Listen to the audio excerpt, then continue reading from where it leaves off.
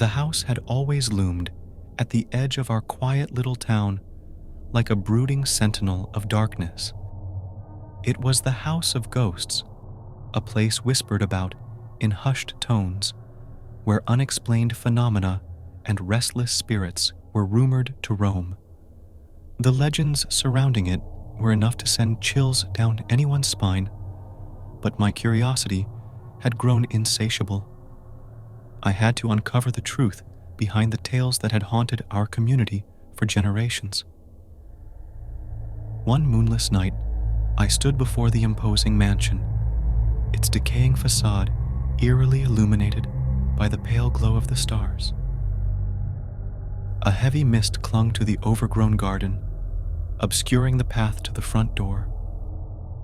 With each step, dread gnawed at my resolve, but I pressed on, determined to confront the mysteries that lay within. The door creaked open with a mournful wail, and I stepped into a world frozen in time.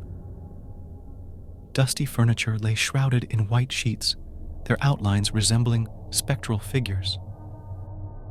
The air was thick with a musty scent, and my every breath echoed through the cavernous halls. Legends spoke of the house's tragic history, a place where a family had once lived, only to meet a grisly end. The spirits of the deceased were said to linger, their tormented souls unable to find rest. It was their presence that drew me deeper into the house's depths. As I wandered through the dimly lit rooms, strange occurrences became commonplace. Cold spots materialized, causing shivers to ripple down my spine. Objects moved of their own accord, as if guided by an unseen hand. Whispers echoed in the shadows, carrying secrets long buried. In the heart of the house, I discovered a room that seemed to pulse with malevolent energy.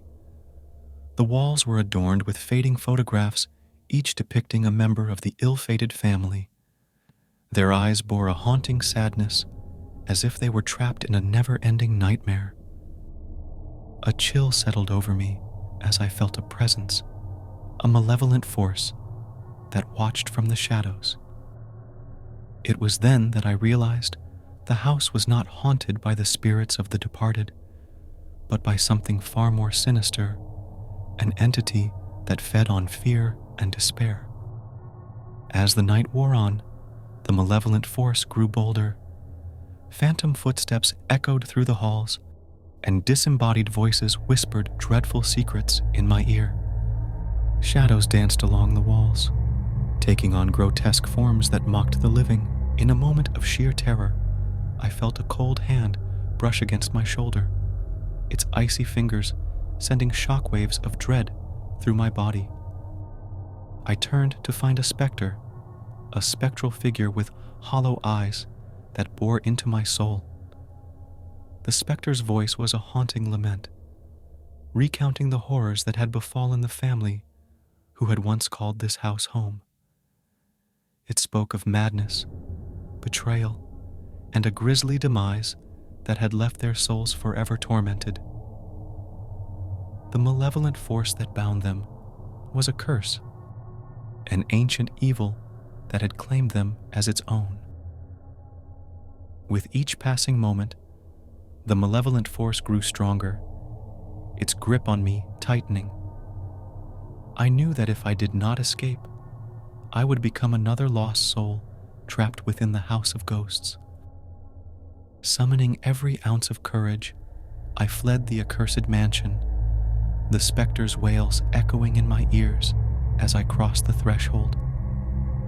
The house had shown me its secrets, and they were far darker than any legend had ever hinted.